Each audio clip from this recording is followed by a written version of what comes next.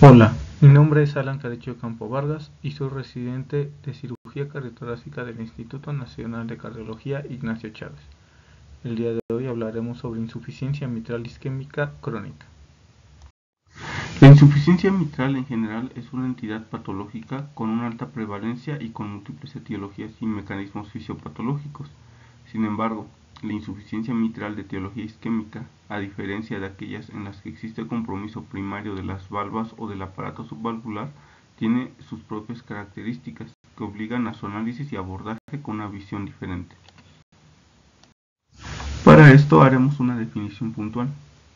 Es la insuficiencia mitral asociada a obstrucción crítica de más del 70% de por lo menos un vaso coronario principal, esto con valvas de morfología normal y ausencia de enfermedad valvular orgánica. En la insuficiencia mitral isquémica, las valvas y el aparato subvalvular son estructuralmente normales. La ruptura brusca total o parcial de un músculo papilar secundario a un infarto agudo de miocardio condiciona una situación dramática con una mortalidad de hasta el 40% en las primeras 24 horas. Esto requiere tratamiento quirúrgico urgente y se denomina insuficiencia mitral isquémica aguda. Pero este cuadro difiere mucho de la insuficiencia mitral isquémica crónica o funcional a la que nos referimos. Esta implica una función mitral anormal con una válvula mitral morfológicamente normal, esto en el contexto de una función ventricular alterada. Entre todas las definiciones propuestas en la literatura, consideramos la propuesta por Borger, que especifica los siguientes conceptos. Es una insuficiencia mitral que aparece al menos una semana después de un infarto agudo de miocardio. Presenta un movimiento anormal en uno o más segmentos ventriculares. Se asocia a una enfermedad coronaria significativa en los territorios disfuncionales y los velos valvulares y aparato subvalvular mitral son estructuralmente normales. La insuficiencia mitral isquémica crónica ocurre aproximadamente en el 25% de los pacientes que han presentado un infarto agudo de miocardio y en el 50% de estos pacientes que cursan con insuficiencia cardíaca congestiva, siendo una causa bien conocida de mortalidad en el contexto de una cardiopatía isquémica. La mortalidad de estos pacientes a los 3 años es significativamente mayor en presencia de una insuficiencia mitral isquémica crónica de grado moderado o severo, alcanzando hasta el 35%. Como lo acabamos de analizar, la insuficiencia mitral isquémica crónica ocurrirá hasta en 1 de cada 5 pacientes infartados, y es más común cuando el infarto es inferior que cuando es anterior, alcanzando cifras de 38 y 10% respectivamente. Resulta obvio entonces que es el infarto de miocardio el factor predisponente. Sin embargo, también existen factores de riesgo independientes que han sido descritos para esta situación, tales como edad avanzada, género femenino, isquemia recurrente e insuficiencia cardíaca congestiva. Se ha demostrado que los pacientes con insuficiencia mitral en su fase crónica posterior a un infarto de miocardio tienen una sobrevida a 5 años menor que aquellos sin insuficiencia mitral, como se demuestra en esta tabla de supervivencia. Ante la presencia de una insuficiencia mitral, los estudios reportados varían en metodología, reportando diversas escalas de severidad de la insuficiencia. Sin embargo, el resultado acumulado apunta a un peor pronóstico cuando esta insuficiencia está presente. A continuación, estudiaremos los mecanismos fisiopatológicos descritos para la insuficiencia mitral crónica isquémica. El desplazamiento apical de ambos músculos papilares relacionado con infarto de miocardio de pared anterior, así como un remodelado más generalizado con pérdida de la geometría ventricular, son los mecanismos responsables independientes más importantes. En condiciones fisiológicas existe un equilibrio entre las fuerzas de cierre y tracción valvular mitral. Cuando se produce una deficiencia de los primeros o un exceso de los segundos, se genera la regurgitación. Para esto, recordemos que es un ventrículo que se torna esférico con un anillo dilatado y el desplazamiento del músculo papilar afecta la relación entre este y el sitio de coaptación, produciendo un efecto de anclaje, descrito en inglés como tethering. Este efecto es responsable de la mala coaptación de los velos, trayendo como consecuencia el desarrollo de insuficiencia mitral. El tethering valvular es un desequilibrio entre las fuerzas de cierre y las de tracción valvular, ya sea por un incremento de las segundas a nivel muscular papilar o anular, o una disminución de las primeras por disfunción ventricular izquierda. Los principios físicos sugieren que la insuficiencia mitral isquémica se relaciona con fuerzas de sujeción aumentadas que restringen el cierre y que resultan de una geometría alterada de las inserciones de las valvas, y fuerzas ventriculares disminuidas que actúan para cerrar las valvas. Se requiere una aparente menor fuerza para cerrar las valvas delgadas, a menos que éstas estén anormalmente ancladas, como lo podemos observar en la imagen. Por lo tanto, la disfunción del ventrículo izquierdo no produce una insuficiencia mitral importante, siempre y cuando la dilatación del ventrículo izquierdo sea limitada, minimizando así los cambios geométricos asociados en las inserciones de las valvas mitrales. El segundo mecanismo importante es la dilatación y deformación del anillo. La dilatación del anillo mitral, especialmente la asimétrica asociada a infarto de pared inferior, fue evidenciada en diversos modelos con infarto posterior que fueron inducidos con la ligadura de la coronaria. En dicho estudio, Gorman y colaboradores evidenciaron que pequeños cambios en la geometría del aparato valvular mitral luego de infarto posterior son suficientes para desarrollar insuficiencia mitral de grado moderado a severo. Asimismo, en otro estudio se observaron las deformaciones del anillo mitral con aumento del diámetro septolateral. La dilatación del anillo ocurrirá en la mayoría de los pacientes y es el único mecanismo presente en más del 50% de estos. También otro hallazgo interesante fue observado por Lai, el cual fue la mala coaptación de los segmentos de la valva posterior durante la isquemia aguda inducida mediante ligadura de la arteria circunfleja. Esto fue secundario a la deformación aguda del anillo mitral.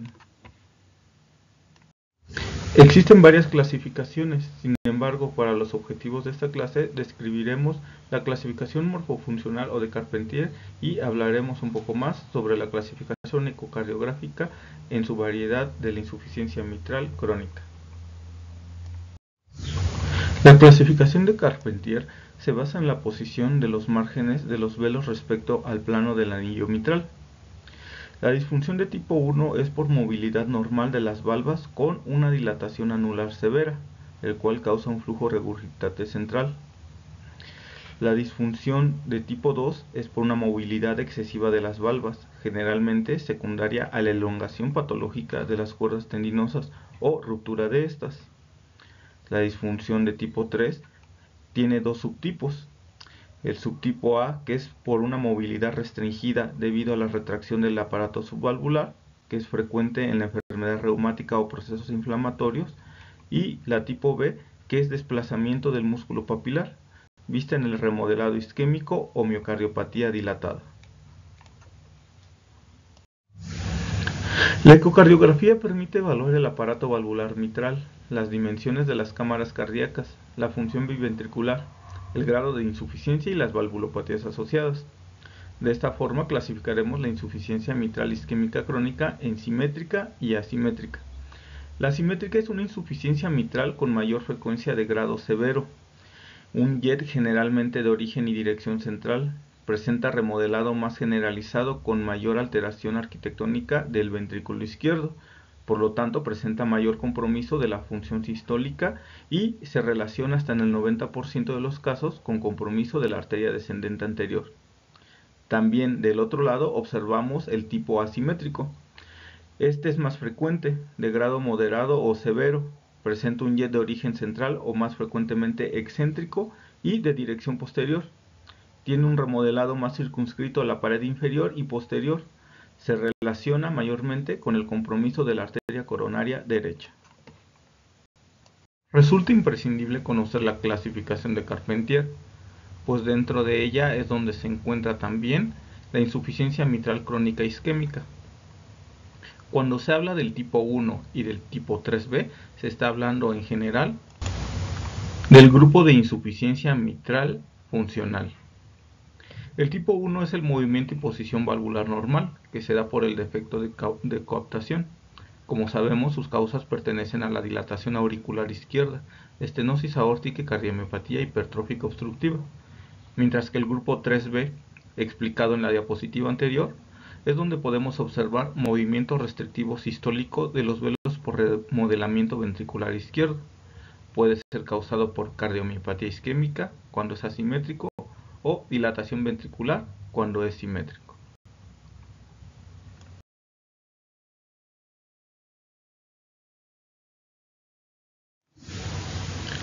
En cuanto a los aspectos clínicos, mencionaremos que la sintomatología es variable y su presentación depende de la gravedad de la regurgitación, el tiempo de evolución, así como de la actividad física del paciente. 3 mecanismos pueden explicarlo: el aumento de la presión en la aurícula izquierda y congestión pulmonar, caracterizados por disnea de esfuerzo, disnea paroxística nocturna y ortopnea. El segundo, que es la disminución del gasto cardíaco, que produce fatigabilidad.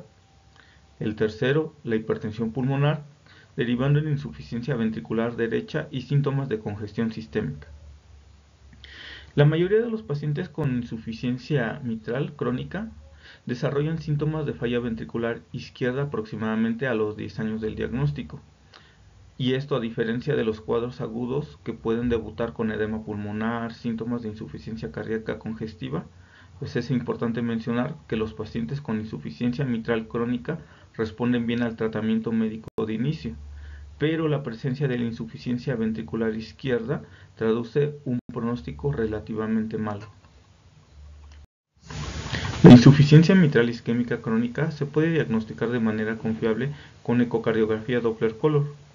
La ecocardiografía transtorácica bidimensional y la transesofágica son las herramientas de diagnóstico por imagen preferidas, ya que proporcionan información precisa sobre las dimensiones y la función del VI, las anomalías regionales del movimiento de la pared, la etiología, su gravedad y la geometría de la válvula mitral, incluida la dilatación anular.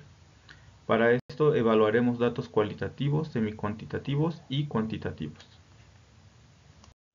Para evaluar la severidad de la insuficiencia mitral funcional o crónica secundaria a una cardiopatía isquémica, utilizaremos algunos criterios ecocardiográficos, dentro de los cuales se encuentran los cualitativos, que mide el área del diet y el flujo convergente, los semicuantitativos, que mide la vena contracta, el flujo de la vena pulmonar y la velocidad del flujo mitral, y finalmente los cuantitativos, que arrojan un valor exacto, en el cual vamos a encontrar el área de orificio regurgitante efectivo, el volumen regurgitante, la fracción regurgitante y el área de la vena contracta por una medición en 3D.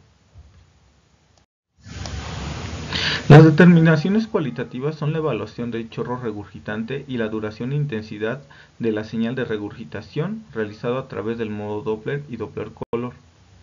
Está descrito que un jet superior al 50% del área de la aurícula izquierda indica la presencia de insuficiencia mitral severa. Estos métodos no son precisos en jets excéntricos y varían según el estado hemodinámico. En cuanto a los métodos semicuantitativos, incluye la medición de la vena contracta, la cual debe ser superior a 7 milímetros, la valoración del patrón de llenado del VI, que se explica por la velocidad máxima de la onda E. Esta debe ser superior a 120 centímetros segundo, y el flujo de venas pulmonares, que normalmente es anterógrado con un flujo retrógrado durante la sístole auricular. A mayor severidad, mayor disminución del componente sistólico e inversión del flujo sistólico.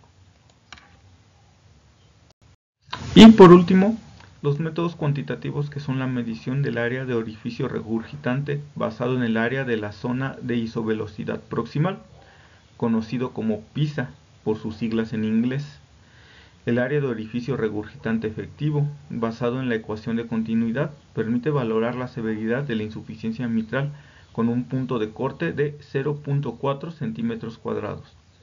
También existen otros valores, como la medición del volumen regurgitante, que debe ser mayor a 60 mililitros, o de la fracción regurgitante, que es superior al 50%. Finalmente, el tratamiento será aquel que se lleve de tipo médico, intervencionista o incluso que requiera un tratamiento avanzado o quirúrgico. Los analizaremos a continuación. El tratamiento médico se establece por la modulación de los cambios fibróticos en la válvula mitral, regulación neurohormonal y reducción de la masa del ventrículo izquierdo. Los inhibidores de la enzima convertidora de angiotensina, diuréticos y beta bloqueadores son el pilar terapéutico y están indicados en todo paciente con disfunción ventricular izquierda e insuficiencia mitral. Se ha demostrado que el uso de carvedilol en pacientes con insuficiencia cardíaca mejora la función sistólica en un plazo de 6 a 12 meses aproximadamente, esto con disminución de la severidad de la insuficiencia. Además demostró reducir la masa ventricular y el remodelado esférico en pacientes con cardiomiopatía dilatada, con mejoría subsecuente de la función cardíaca. Por ello se plantea que estos medicamentos, al impedir y revertir el progreso del remodelado ventricular, pueden reducir el grado de severidad de la insuficiencia. En otro estudio, PRIME, el uso de sacubitril y valsartán demostró la reducción del área del orificio regurgitante efectivo, en comparación a solo valsartán en pacientes con falla cardíaca con fracción de eyección reducida. Mientras que finalmente en otros estudios se demostró que el uso de digoxina y diurético con dosis progresivas de lisinopril y dinitrato de isosorbide se presentó una disminución del grado de severidad de la insuficiencia mitral hasta en el 40% de los pacientes. La terapia de resincronización es otra de las alternativas que se tiene en el tratamiento de la insuficiencia mitral crónica isquémica. Esta terapia demostró ser beneficiosa en pacientes con insuficiencia mitral e insuficiencia cardíaca con tratamiento médico óptimo. Esto es gracias a su capacidad para mejorar las fuerzas de cierre valvular, reformar la función y geometría anular y corregir la regurgitación mitral diastólica. Su uso está recomendado previo a la intervención quirúrgica o percutánea en pacientes con ritmo sinusal, disnea NIHA clase 2 o superior a esta a pesar del tratamiento médico óptimo, fracción de eyección del ventrículo izquierdo menor a 35% y bloqueo completo de rama izquierda con un QRS mayor a 150 milisegundos. Adicionalmente, se ha observado un incremento inmediato de la función sistólica y mejoría de la disincronía posterior al inicio de la terapia con el resincronizador, esto hasta en el 50% de los casos.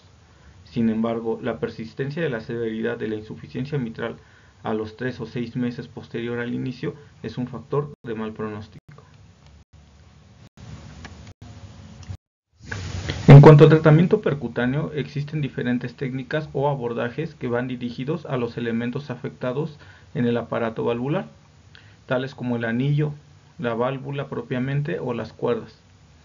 El dispositivo de anuloplastía directa Cardiovan es un abordaje que reproduce parcialmente el método quirúrgico y se utiliza en pacientes con insuficiencia mitral crónica asociada a dilatación de anillo mitral. Su uso ha reportado una reducción clínica significativa del grado de severidad de las dimensiones anulares. El abordaje por anuloplastía indirecta con el método de Carillon se realiza a través de la colocación de un dispositivo en el seno coronario, debido a su proximidad con el anillo mitral. Lamentablemente, y a pesar de su evidencia clínica positiva, este método tiene sus desventajas debido a la variabilidad del alineamiento del plano anular y el seno coronario. Además, presenta un riesgo importante de obstrucción de la arteria circunfleja. Y finalmente, en la última década se ha desarrollado técnicas de reemplazo valvular mitral percutáneo, CardioValve, el cual ha tenido un escaso progreso debido a la compleja anatomía de la válvula mitral y la variabilidad anatómica. También se han desarrollado dispositivos para la implantación de neocuerdas, los cuales han presentado resultados variables. El MitraClip es actualmente el tipo de abordaje más utilizado en la insuficiencia mitral funcional. También se puede utilizar cuando esta es crónica de origen isquémico, como alternativa a la intervención quirúrgica cuyo objetivo es desarrollar un procedimiento de bajo riesgo capaz de reducir la severidad de la insuficiencia y así asegurar una respuesta clínica significativa.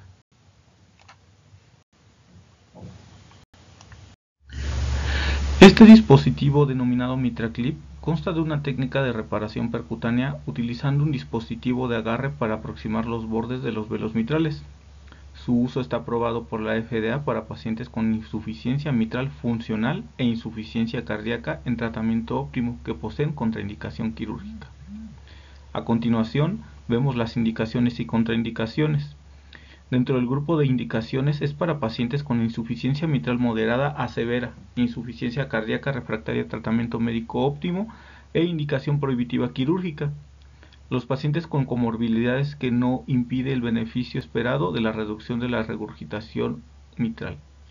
mientras que sus contraindicaciones es para pacientes que no puedan tolerar el uso de anticoagulantes periprocedimiento, aquellos que tengan endocarditis activa valvular mitral, enfermedad reumática valvular, presencia de coágulos o trombos intracardíacos, trombosis venosa femoral o de la vena cava inferior, así como una fracción de expulsión menor al 20%. Tenemos también factores favorables para su uso, y entre ellos vamos a encontrar la calcificación mínima o ausente o nula, el gradiente transmitral menor a 4 y una patología valvular no comisural. También debemos tomar en cuenta que los factores favorables serán la profundidad de coaptación menor a 11 milímetros, la longitud de la zona de agarre mayor a 10 milímetros y por supuesto una fracción de expulsión mayor al 25%. Finalmente, dentro del tratamiento quirúrgico tenemos varias opciones. Entre estas tenemos la aplastía, el cambio valvular mitral, la reparación del músculo papilar o sus cuerdas o creación de neocuerdas, así como el uso de la revascularización coronaria en este contexto. Sin embargo, de acuerdo a la actualización del Consejo de Expertos del Colegio Americano de Cardiología, publicada en el 2020, la recomendación de tratamiento quirúrgico asociado o no con revascularización miocárdica es una postura que solo evidenció mejoría en la calidad de vida, pero no en disminución de la mortalidad. En casos seleccionados se puede optar por la reparación de la válvula mitral durante la revascularización miocárdica quirúrgica si los pacientes tienen enfermedad coronaria multiarterial o insuficiencia mitral moderada, aunque su beneficio en este contexto es incierto. Mientras que la técnica quirúrgica de reparación versus el reemplazo en insuficiencia mitral funcional severa demostró mayor recurrencia de insuficiencia moderada a severa y mayores reingresos en el grupo de reparación valvular, esto se puede deber a variables ecocardiográficas que empobrecen el éxito de la reparación, como el grado de deformación valvular, el remodelamiento del ventrículo izquierdo, entre otras. En caso de recurrencia, la decisión terapéutica es dada según el riesgo quirúrgico, probabilidad de buenos resultados y método quirúrgico previo. Esto siempre debe ser una decisión multidisciplinaria basada en la experiencia del centro. Las indicaciones de cirugía en insuficiencia mitral isquémica crónica no están estrictamente definidas. El consenso general es que los pacientes que tienen una indicación de revascularización con insuficiencia mitral moderada a grave deban someterse también a cirugía de válvula mitral concomitante. Es controversial si los pacientes que tienen indicación para revascularización con insuficiencia mitral leve a moderada deban someterse a cirugía valvular. Diferentes estudios muestran que la insuficiencia mitral crónica isquémica persiste en el 40 a 60% de los pacientes inmediatamente después del procedimiento de revascularización. Otros estudios también han demostrado la progresión de la insuficiencia después de una revascularización aislada, lo que se asocia con una disminución de la supervivencia a largo plazo.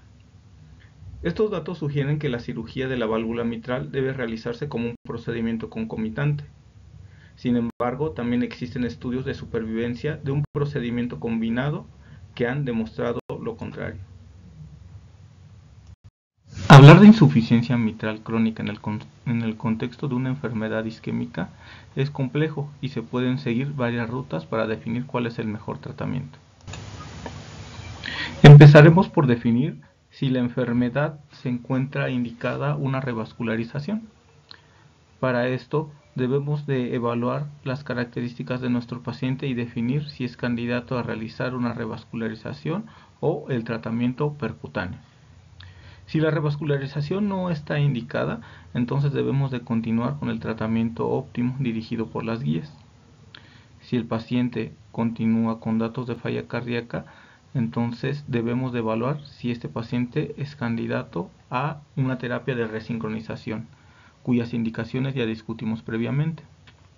De ser así, hay que realizar la implantación del dispositivo para la resincronización. Si este paciente no es candidato o los síntomas de insuficiencia cardíaca aún continúan, entonces hay que evaluar con un equipo multidisciplinario la necesidad de realizar un tratamiento, ya sea mediante una reparación o un cambio valvular mitral. Como podemos darnos cuenta, guiar el tratamiento de un paciente con una insuficiencia mitral crónica isquémica no es nada sencillo. En su artículo, el Dr. Varma intenta proponernos un algoritmo mucho más sencillo para evitar estos pasos tan complejos. En primer lugar, debemos decidir si el paciente necesita o amerita una cirugía de revascularización coronaria. Una vez definido esto, debemos categorizar el tipo de insuficiencia o el grado. De los 4 grados conocidos, los englobaremos en 3: leve, moderado y grave. El leve o el grado 1, que corresponde a un volumen de 30 mililitros y corresponde a su vez a una fracción regurgitante de 30%. Cuando es moderada se engloban los grados 2 y 3, cuya fracción regurgitante va desde el 30 hasta el 50% y un volumen de 30 hasta 50 mililitros. Y finalmente grave, que corresponde a un grado 4, cuya fracción regurgitante es más del 50% y su volumen regurgitante también es más de 60 mililitros. En este caso, el área regurgitante efectiva es mayor a 0.4 centímetros cuadrados. Una vez que decidimos esto, podemos enfocarnos en nuestro diagrama. Aquel que sea un caso leve puede ser sometido a una cirugía de revascularización coronaria. Cuando se trata de una moderada, debemos decidir si tiene síntomas, especialmente aquellos de falla cardíaca. Aquí podríamos agregar un procedimiento valvular mitral. Y finalmente, si se trata de una insuficiencia mitral severa, las opciones quirúrgicas deben ser tomadas en cuenta. Y aquí debemos comparar qué le conviene más al paciente, si realizar una anuloplastía o un cambio valvular mitral. Ya para finalizar, en pantalla estamos observando los resultados de este artículo que compara la plastía mitral contra el cambio valvular mitral. En este artículo se realizó una revisión retrospectiva de datos recolectados de 119 pacientes consecutivos que se sometieron a una reparación mitral y a un reemplazo de la válvula mitral, todos ellos entre 1999 y el 2016. En este artículo no hubo una diferencia estadística significativa entre el tiempo de circulación extracorpórea o el tiempo de pinzamiento aórtico. También el tiempo de permanencia en la unidad de cuidados intensivos y el tiempo hasta el alta no mostró ser estadísticamente significativo. En este estudio también se presentaron 7 muertes que ocurrieron en el grupo de la plastía mitral, y esto sucedió dentro de los 30 primeros días. También se observaron 3 muertes en el grupo del reemplazo valvular mitral en estos mismos 30 días. El seguimiento se realizó con ecocardiograma y fue completo hasta en el 78% de los pacientes. La ecocardiografía de seguimiento mostró insuficiencia mitral en la corte de plastía y se reportó como menor que leve hasta en el 83.5%, mientras que para la corte de reemplazo valvular mitral, esta insuficiencia mitral fue leve y se presentó a valores cercanos al 100% de los casos. Finalmente, en las curvas de supervivencia que nos presentaron, estas se evaluaron a 5 años y para la corte de reparación o de plastía fue del 85%, con un tiempo medio de seguimiento de 7.1 años. Para la corte de reemplazo, la supervivencia a los 5 años fue del 77.8%, con un tiempo medio de seguimiento de 5.3 años. Con esta breve información aquí presentada podemos concluir que la reparación y el reemplazo de la válvula mitral para la insuficiencia mitral isquémica crónica tiene una mortalidad aceptable, tasas de reintervención y excelentes grados ecocardiográficos posoperatorios. No obstante, se requiere una evaluación adicional de la calidad de vida posterior a la intervención. Gracias por su atención.